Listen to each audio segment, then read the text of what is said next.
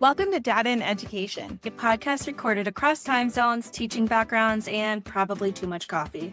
I'm Jenelle, out in California. And I'm Jessica, joining from Ohio. We're the team behind Simplified. In each episode, we host panel conversations with educators, specialists, and leaders. From different roles, different systems, and different parts of the world. Because data can feel overwhelming. But student growth should be simple and collaborative. Let's get started. Let's go. Welcome, everyone. I love our intro. I love our outro too, but every time I see it, I'm like, oh, we made that. That's cute. I mean, not that I'm saying it's cute because our faces are on there, but I mean, it does help. Welcome, everyone, to Data and Education. I am Jessica. I am the Director of Analytics and Integration for Simplified. All of my history is in education. I was going to say mostly urban education, but really all urban education. That's where my passion lies. And I've been a high school math teacher, data coach, data coordinator, data consultant, and now pretty much a full-time developer. So switching it up a little bit, but the vision is still the same. And I'm so excited to be chatting with you all today. And I'm going to pass it over to Jenelle so she can introduce herself. Hi, everyone. I'm Jenelle McClanahan. I'm the CEO and founder of Simplified. I have also been in education for over a decade, elementary education specifically, an inclusion teacher. And then really my story begins when my son was diagnosed with autism. And so Simplified is essentially a platform that trains teachers to really understand neurodivergent learners, be flexible in meeting their needs by creating a very customized step-by-step goals for both the learner and the teacher. So we really help the entire system. Yeah, like I said, the vision is still there. Looking at that super tiny data. And today we're talking all about all things like MTSS, intervention.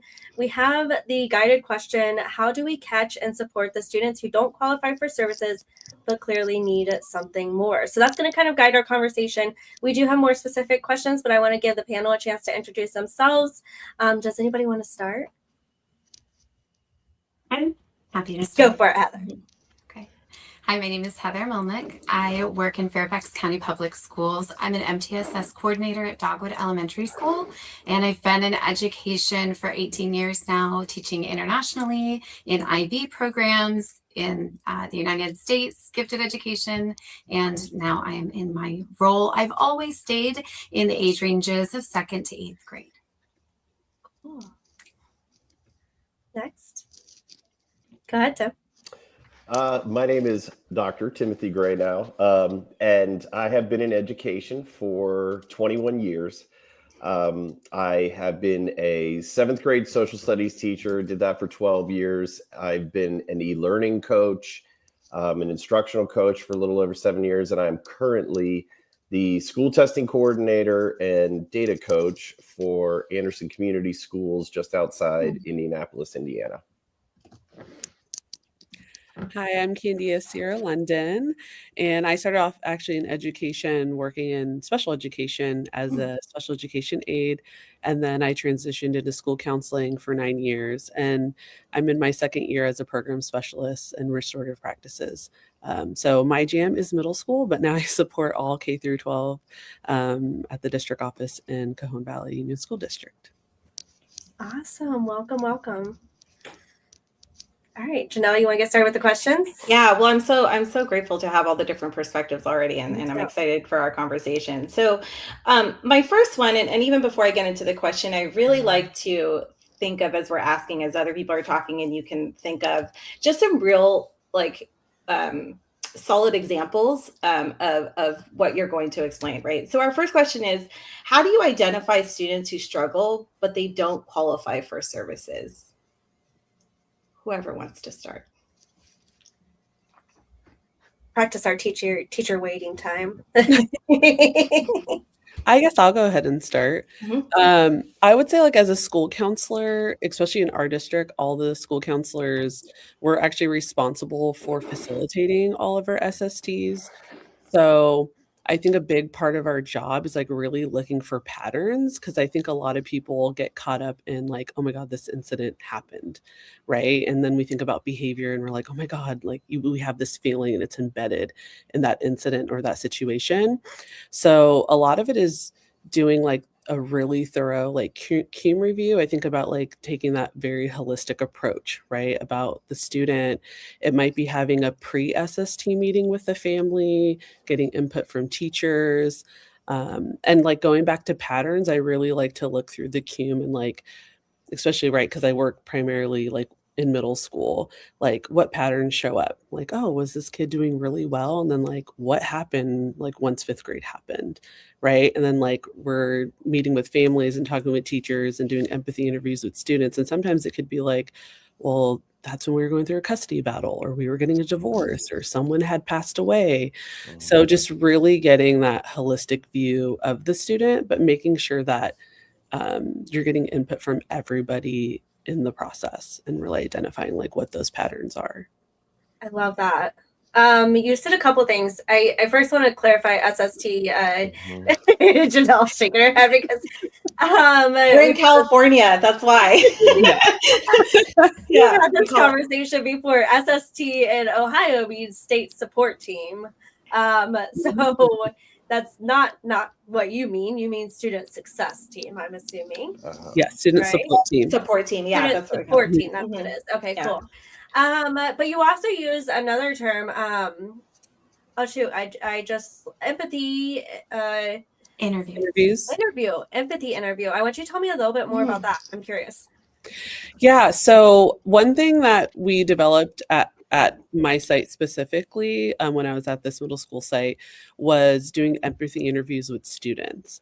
And so just to get a deeper understanding of like what belonging means to them, just like their experiences in school, and just really just getting to know them. So being in restorative practices, I like to do a lot of relational work with students and kind of embedding that work with teachers too.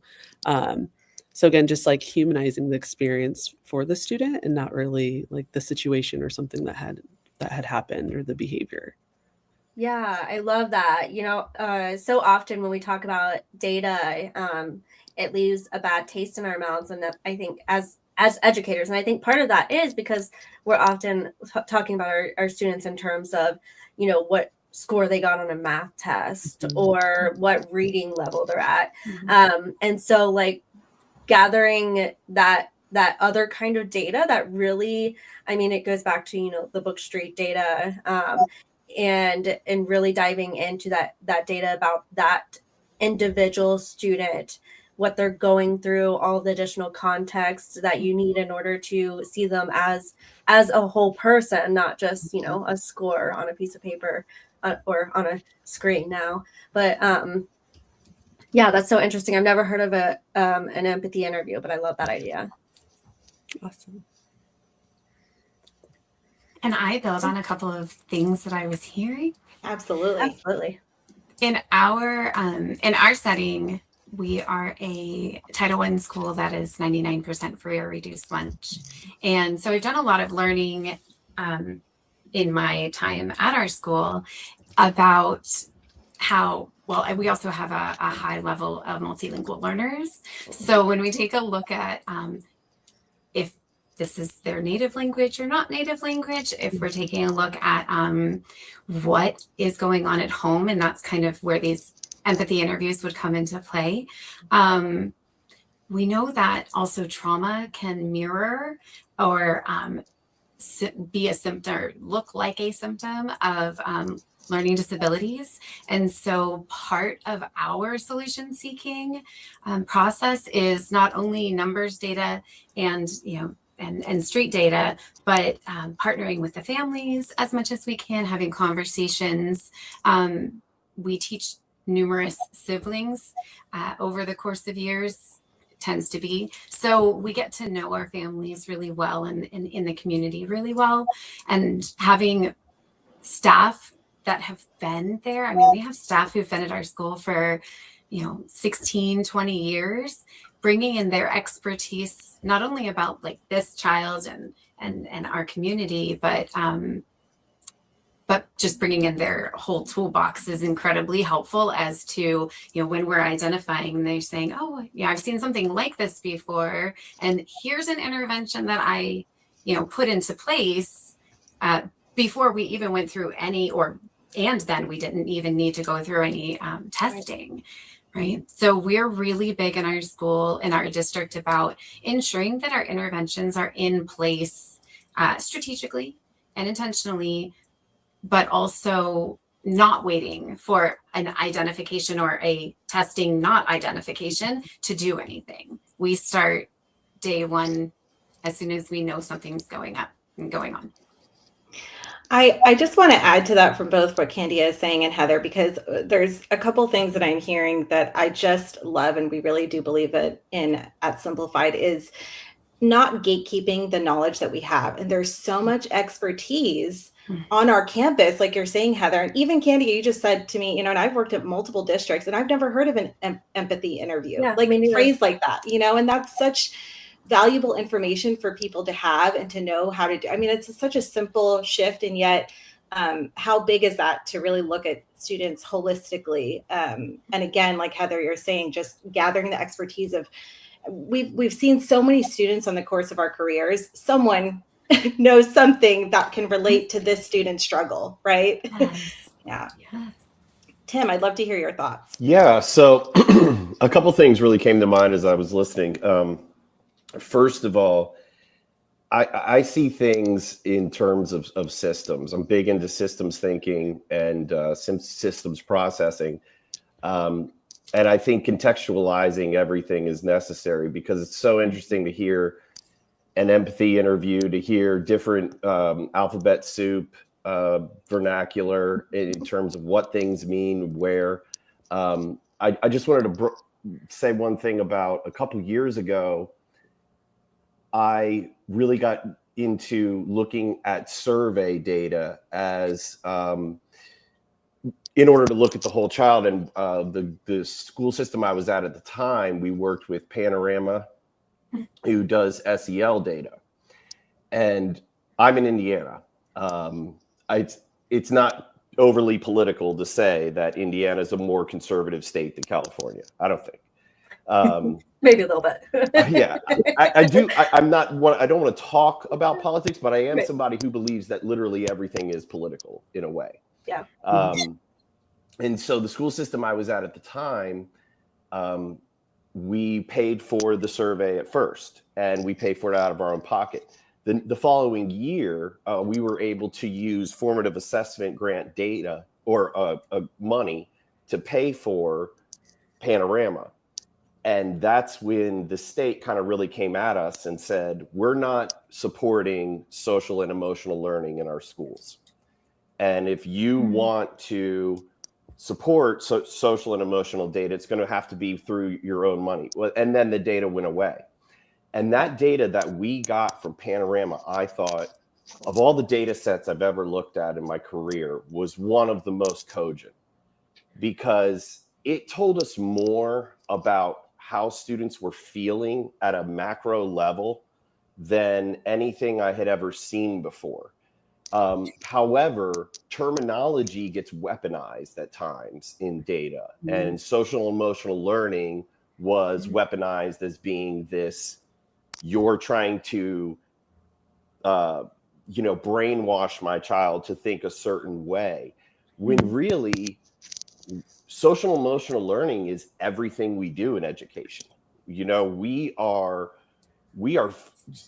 having students come in and socialize and learn things in a certain way, from the time we say sit down and raise your hand to the time we say don't talk while someone else is talking. And that data was so incredibly critical, and we were able to do things at a really great level using that Panorama data. So it's really cool to hear that about your equity survey. So the other thing I wanted to say was, I've been highly influenced by the framework of universal design for learning.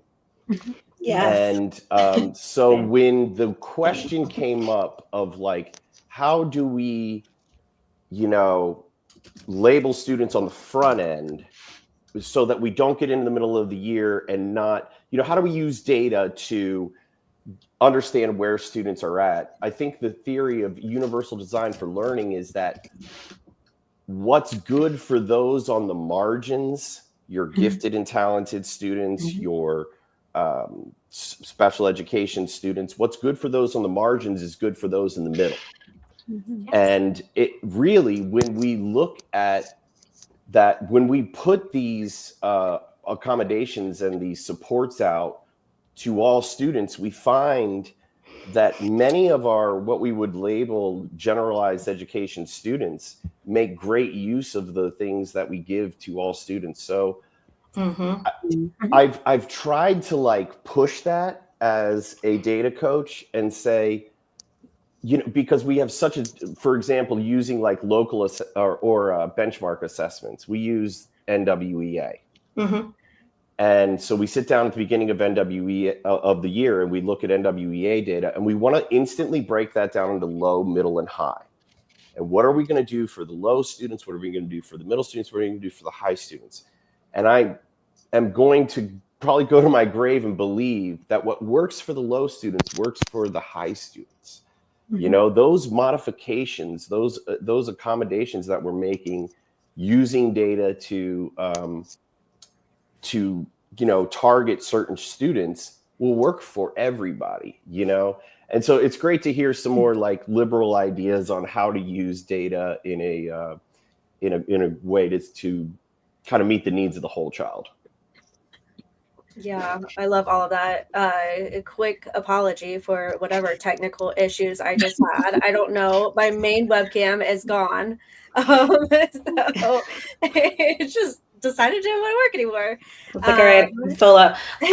Can I add to Dr. Tim, what you're saying? I really love, I'm a huge UDL. I was UDL trained before I left teaching too. And just the idea of what you're saying, how what supports our low and high, really supports our high students. And when I taught inclusion, I felt like I really understood that, where my students with autism who had very high support needs, what she exhibits in class were things that my students who are neurotypical and I don't mean to put that they are neurotypical, at home, we're exhibiting the same behaviors at home, just not in front of everybody, right? Like their sensory overload is not the same, right? For a student who is neurodivergent, but it goes to show you that this learning how to self-regulate and coping and how to deal with those big emotions, just because this student in particular is struggling very loudly in front of other kids does not mean that everybody else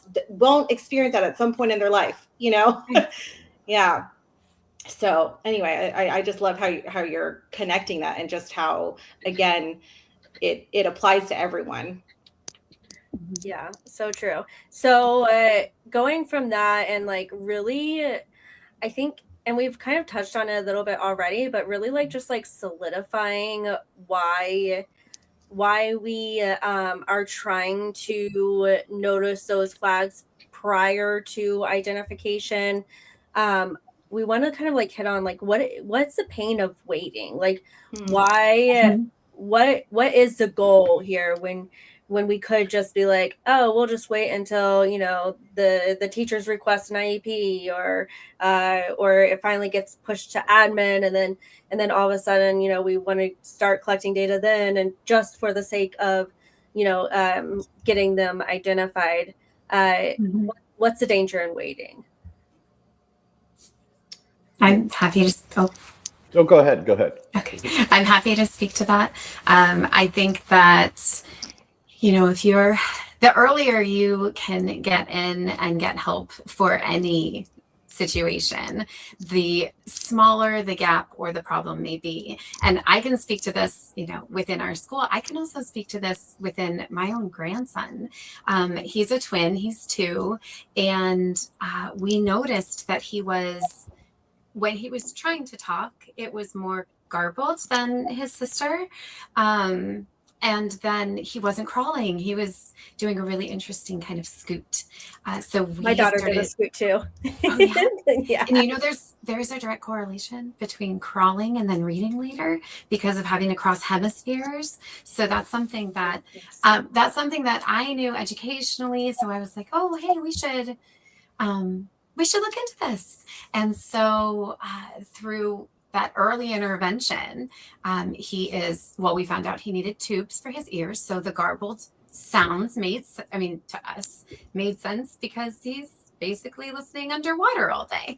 And then with an occupational therapist, he started crawling and then walking. And we're able to close those gaps before they become so large that they feel insurmountable to the child, and that their identity becomes like, oh, well, why should I even try? Because trying doesn't do anything. Right. So that's one, like making sure the earlier you get in there, the earlier you address, the more precise you can be without having this like spectrum of problems that come from, we didn't address it here. And so it's just growing and avalanching. Such good points. Yeah, so I can speak to that with an example as well. When I was a classroom teacher, I'll never forget, we were coming back from lunch and students were sitting wherever in the classroom. Is kind of like kids are flowing in and out, and one student sits in another student's desk. Well, the student that came in saw another student sitting in their desk and began to rant and rave, get very, very, very elevated and angry, and started to scream. And then they elevated themselves to the point. And I tried to deal with this student as I would in my mind, as like a third-year teacher. I'm going to deal with this the way I do every other student. Your behavior is inappropriate. We're going to do this.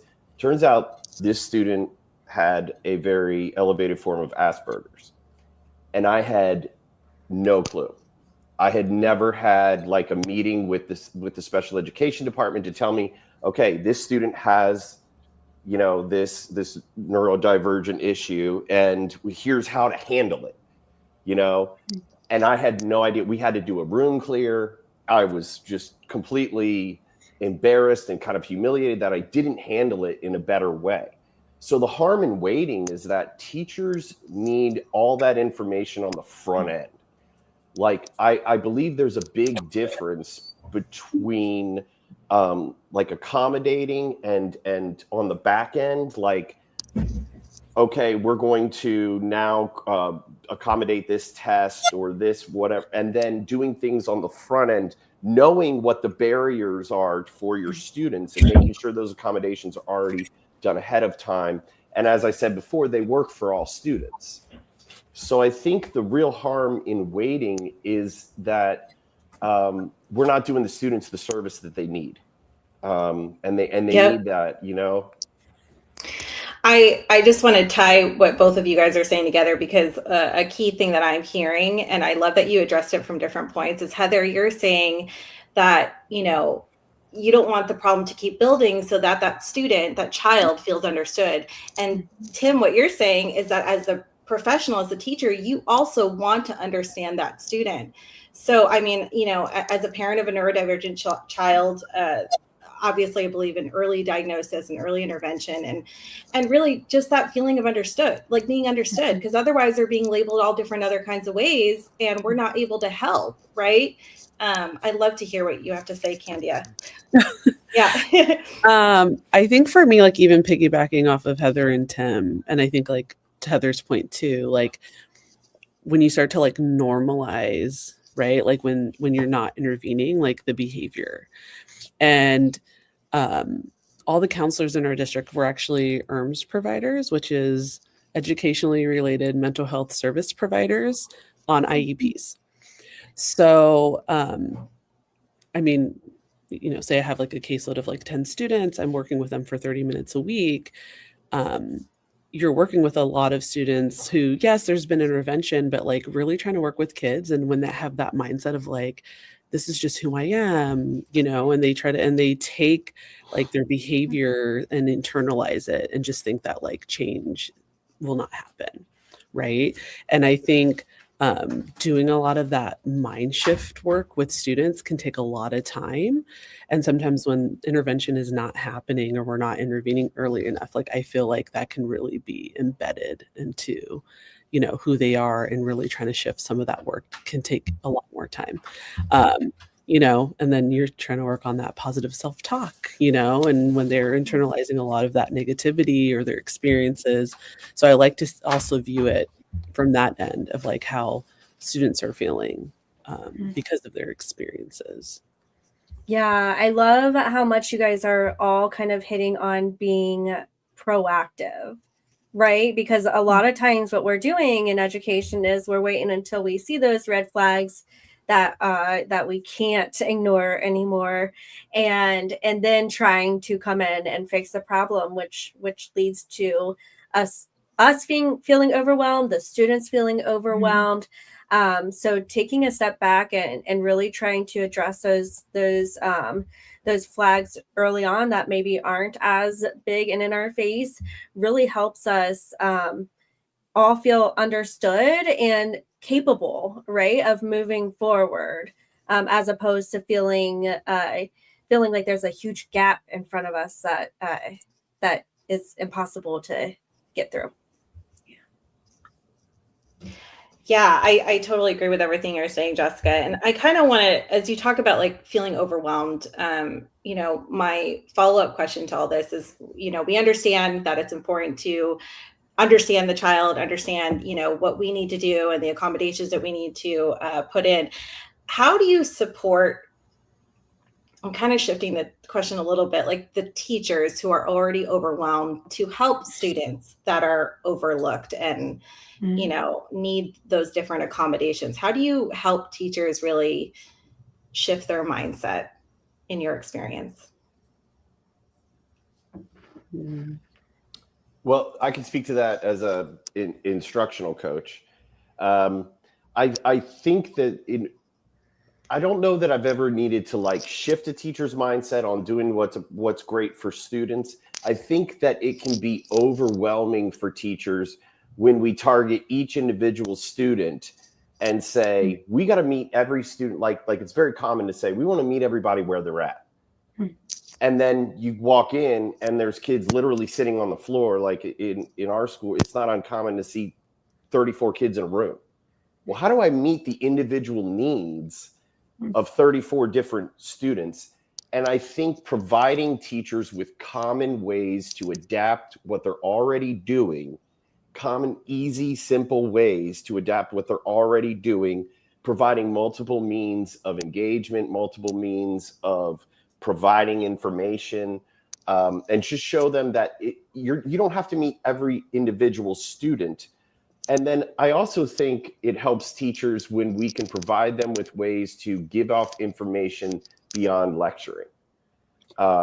Because when we're able to do that, I remember when I was a classroom teacher and we all got these cool like computers, like every kid got a computer, and it was just like the biggest thing. And I started to put my lectures, I used iMovie and I made my own like lectures because I was a social studies teacher. I had no idea how else to get across my information other than lecturing and using PowerPoint. I was lost. So I put it all, and the kids would come in and they'd all watch me give a lecture as I'm walking around the room.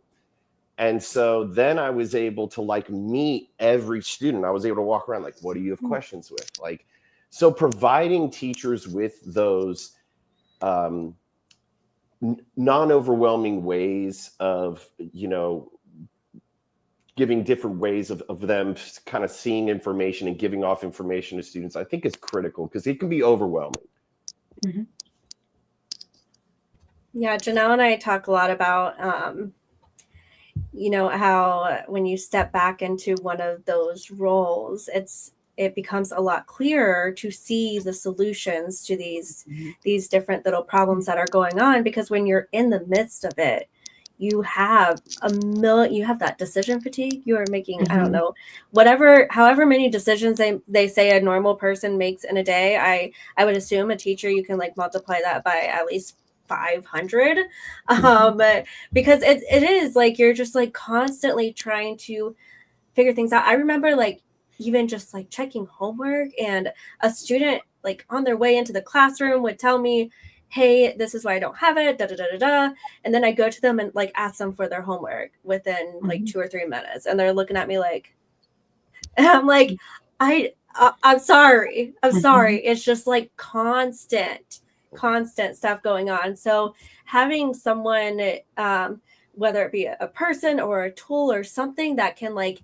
help you, guide you through like that process of taking a step back and realizing that you can make those tiny shifts in your instruction or in the environment or in the way that you address the student, is really helpful as a teacher. And that's why I'm a huge believer, of course, in instructional coaching and having someone to bounce ideas off of.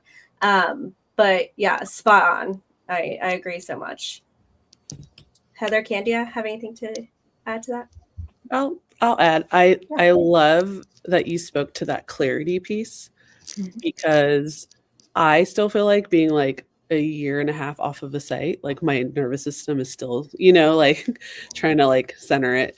But I do have so much clarity, like being at the district office and having like an outside lens. And there are so many more things that I'm able and I'm capable to do now that I'm like, oh my God, I wish I had the clarity to do this when I was at a site. And I would say in my practice now, like what I'm doing with a lot of our school counselors and administrators is I'm doing trainings around doing concern circles.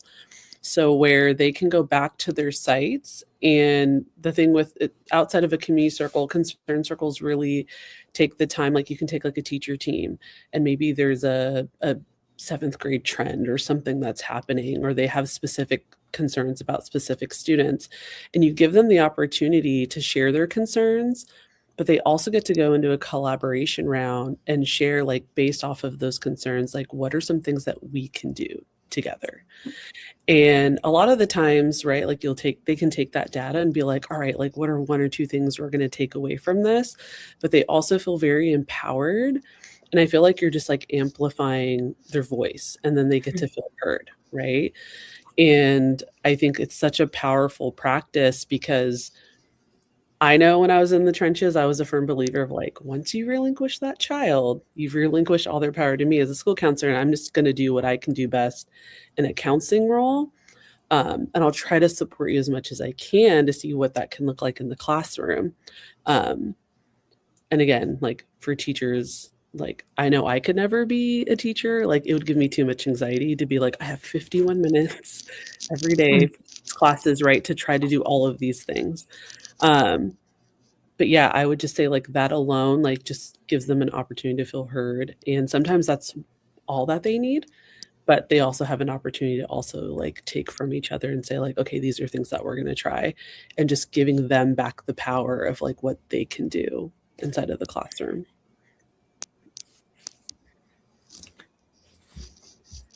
And then I'd like to add on to kind of both in a way of now being outside of the classroom for 2 years, but still in the school setting.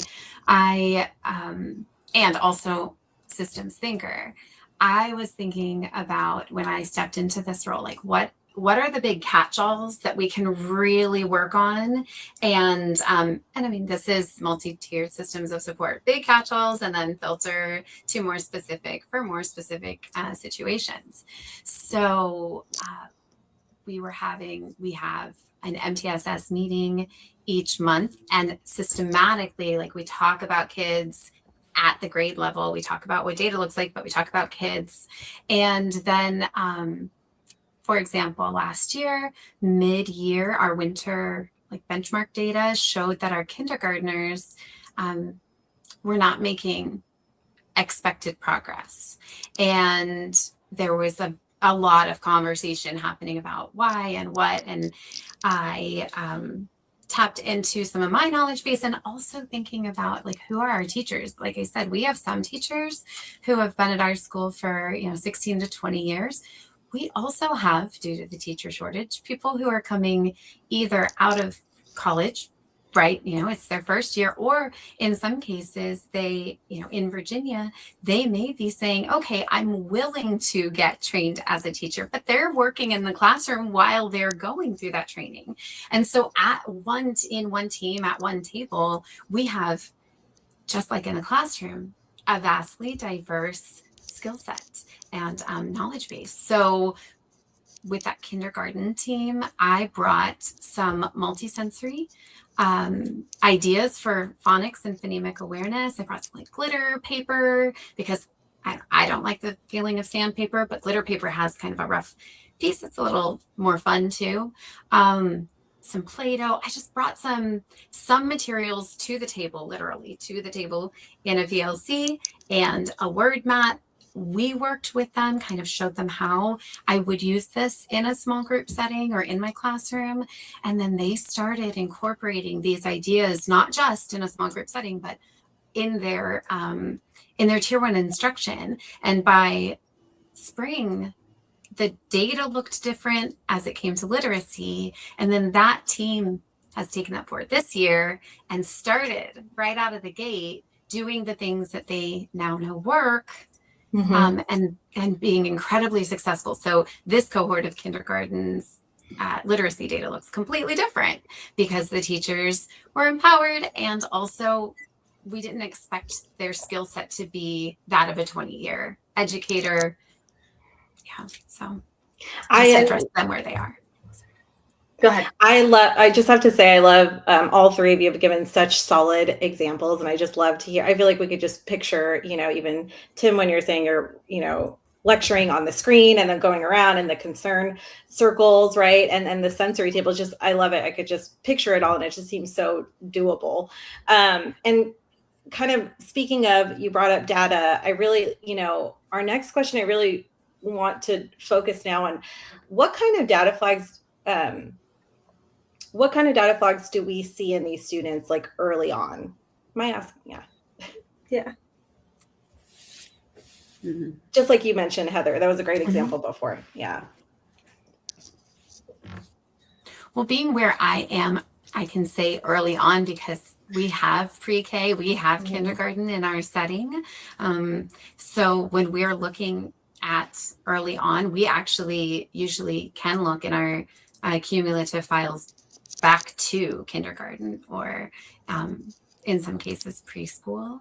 But that being said, when we start to see patterns of behavior, patterns of like not willingness to read, trying to work avoidance, going to the bathroom a lot, those are behavior things that are indicative of possibly trying to save ego and not show people you're struggling. Right.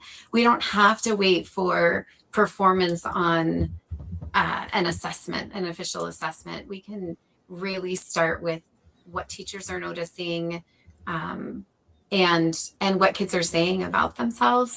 And then we can and should use, assessment data, formative assessment data to back up. Okay, it looks like they're struggling specifically with, and we can start to fine tune there. But yeah, I look initially at behavior, because human behavior is a really big indicator of identity and of, whether or not they're feeling comfortable doing what you're asking. Yeah, I love that you went right to that behavior data as opposed to straight to the academic data, because I agree. And too, just like the idea of really looking at the behaviors that show whether or not the student is confident in their learning, I think gives you such a good idea of where they are. And I think a lot of times, and I've worked mostly in secondary, so it's a little bit of different perspective, but I know a lot of times when we see those kinds of behaviors, we don't initially think, oh, they're going to the bathroom because they don't want to show everyone that they can't read. We think, oh, they're going to the bathroom because they want to hang out with their friends, because they're lazy, because they don't, it's harder when as they get older to remember that, no, they're still a little child, right? There's still a little baby in there. We're all still little babies in there. So, I love that you went straight to that confidence data. What other, kinds of data do you guys see, Candia and Dr. Gray, that might be some red flags for, hey, this student might need a little bit of additional help? Yeah, so I'm in my second year at the school system that I'm at right now, and it has been a very, very different experience for me than the other schools that I've been at. Working in central Indiana, I had been at what I would call, suburban, largely white, affluent areas. And now I work in a much more urban setting, much more diverse setting, and we are 100% free and reduced. That's my dog. That's we are 100% free and reduced, and we have serious issues. We have problems. And I think that one of the things that was most shocking for me in terms of pieces of data was attendance. Attendance has become a very big issue. We've seen that post-COVID. What I've seen from the data I've looked at and from the research I've looked at, it's basically like parents are more likely to let their kids stay home now. Students are less likely to see days off as being an issue. And I read that in a survey I had looked at. And last year, we had 40% of our student body had been habitually truant, meaning they had missed 10 or more days unexcused. This year, we're seeing even more data trend towards students literally disappearing. Part of that has to do with politics. Some students are afraid to come to school. And so I really did not know until now that was, it's something that when you're not in that type of setting, you take as being a given that students are going to come to school. And now I think that is the first thing that I go to when an issue when someone refers an MTS referral or an RTI, we would look at attendance data because it is a huge predictor, and it's allowed us to kind of set a goal to make sure students get to school. Like it's going to take all of us having a clear vision that if you're not in school, there's not a whole lot, like you have to be here. School is what's best for you. So I think that's one core piece of data to look at. Yeah, I would also piggyback on, attendance is one. I think I do work a lot in looking at behavior, and I think really identifying like those repeated behavior patterns, right? Like, because and when I'm doing a lot of like restorative practice work and we talk about like restoration and skill building and all of these things, and we work with a kid, like say a behavior comes up or a situation comes up, and then it's like, hey, we're going to do reflection. Maybe we're going to do some skill building around this. Well, a whole other situation can happen, which means they need a whole other individualized support. So I would say like if it's a repeated behavior, are we now identifying like this kid has a lagging skill, and what is that lagging skill that we need to support with? Or is it more situational? Right? Like there could just be a temporary thing that's going on, or again, us needing to be trauma informed, right? Or what are some previous experiences? But right, like I think Heather was speaking to, like behavior is a form of communication. So what is it that this kid is trying to communicate to us? Is it a situational thing, or does this kid actually have a lagging skill? And this is something that, we need to intervene and support in a specific individualized way. Yeah, I agree. All of that makes so much sense. And I think that's why it's so important for us to really get a view of like all of that data together so that we can really see, it's not just an academic issue. Maybe it is due to attendance, or it's not just an attendance issue. Maybe it's because there's some kind of behavior that's going on while they're here that's causing them to not want to come back. So having that whole view of who that student is and what they're going through is so incredibly beneficial.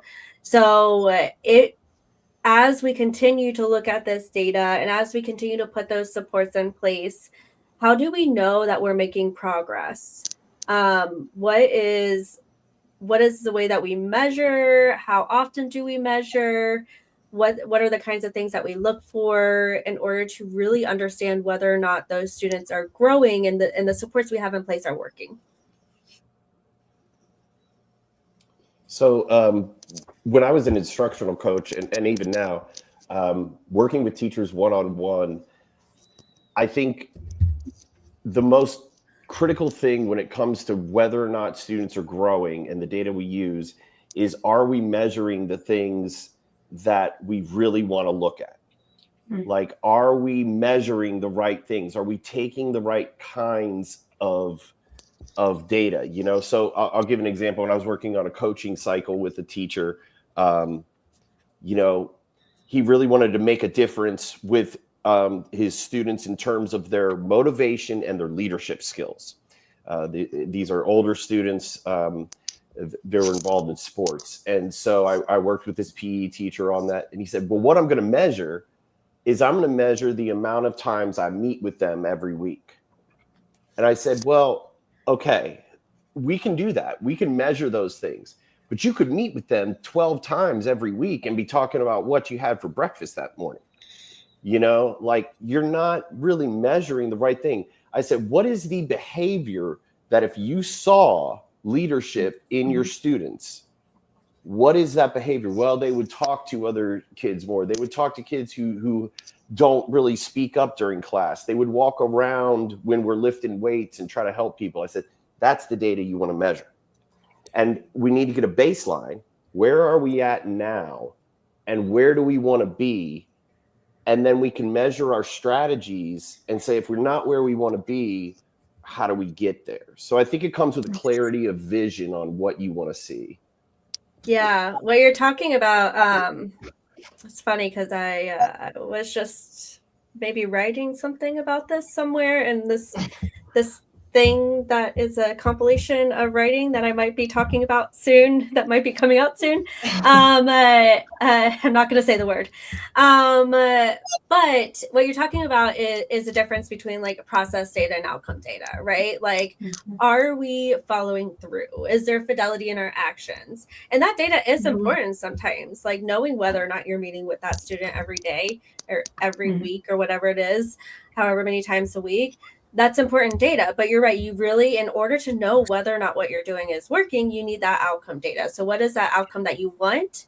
What is it that you are going to measure very specifically throughout providing that support so that you have a good understanding of whether or not it's working? Because again, and I said this in the last episode, I'm going to continue saying it over and over and over again, it's so incredibly important that we as the person who is in charge of providing that support are able to connect our actions to the impact. And in order to do that, that data has to be visible. We have to be able to see, yes, what I am doing is making change. I know it because I'm looking at this one tiny little data point, and it is telling me that I have control over this situation in this way.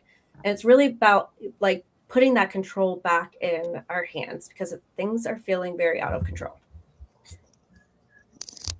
Anybody have anything they want to add? Go ahead.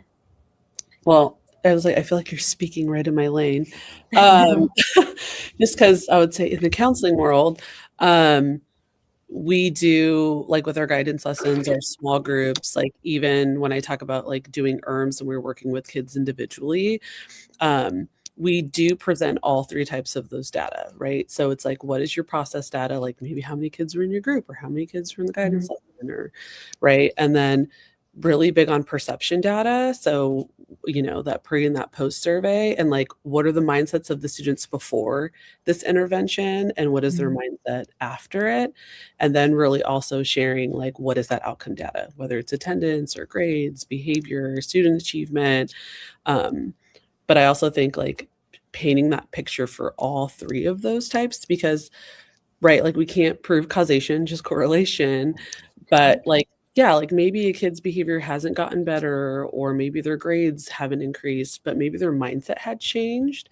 And it's really important to share that as well. Like this student actually said they didn't think school was important, but after this intervention and support, they really do and feel like school is important to them. And I think that's important to share as well. I love So, that so much.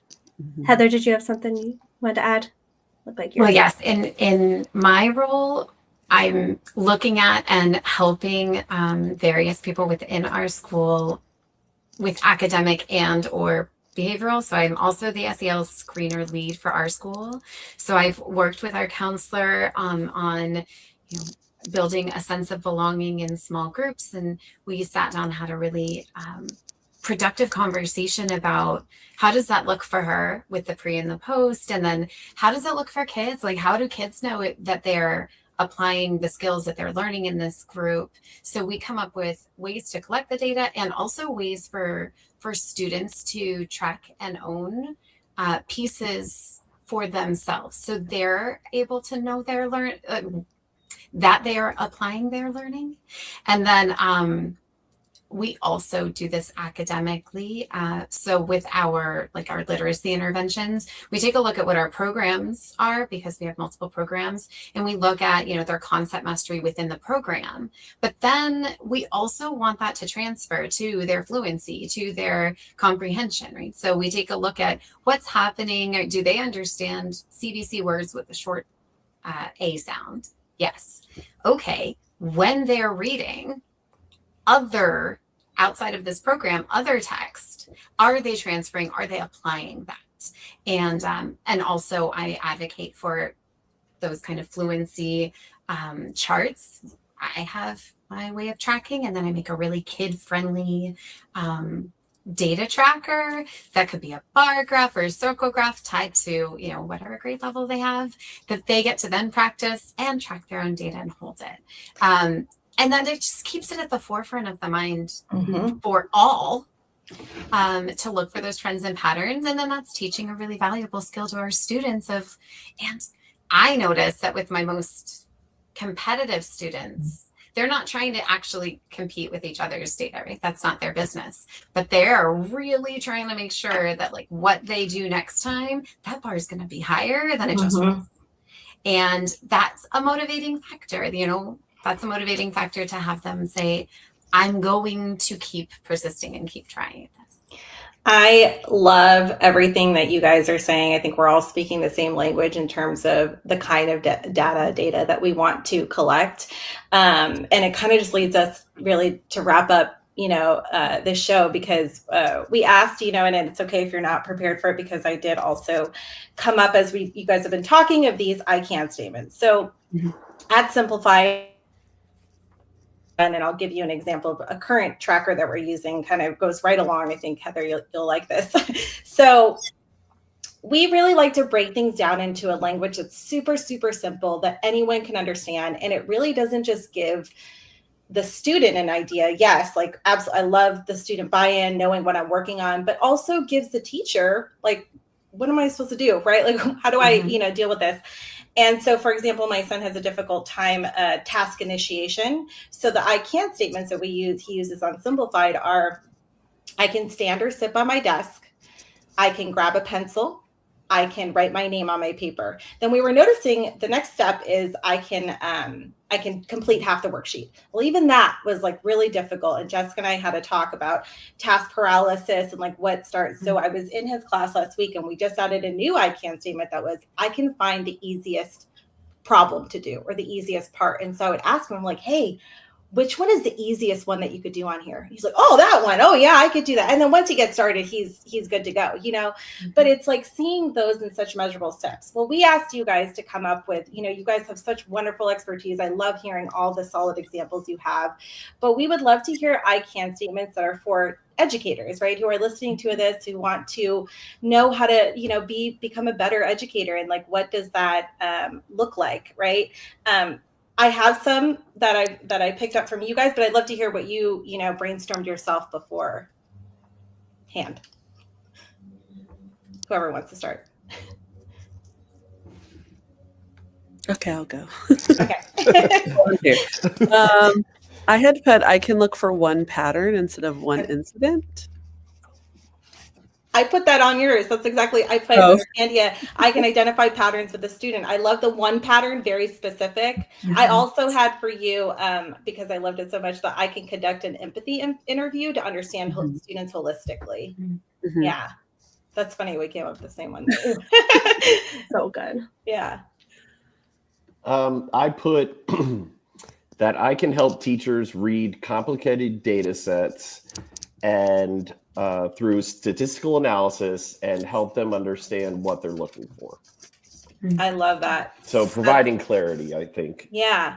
I really loved what you said earlier too, when you said, and I'm putting in this phrase, I can meet teachers where they are at to provide strategies that are simple and easy to implement. I really love the idea that like, when you're sometimes looking at every single student, tracking every single, that's way too overwhelming. But if you're thinking like, okay, like this can apply to other people, which I also had for you, I can understand what works for our low students applies to all students and our high students. I like that better. Yeah. I like all of it. All of it. Yours is great too. Way better. She does this every day. So Yeah. I have her do it for me too. When we talk about task initiation, we're talking about my task initiation. I cannot make I can statements. No, I thought that was great. I like the data. When I was doing this beforehand, I was thinking about I can statements that teachers could, walk out of the room ready to use. So I put that, and this actually kind of ties into both. I can identify patterns to make decisions. So that does tie them all together perfectly. I love it. Are you going to read any more?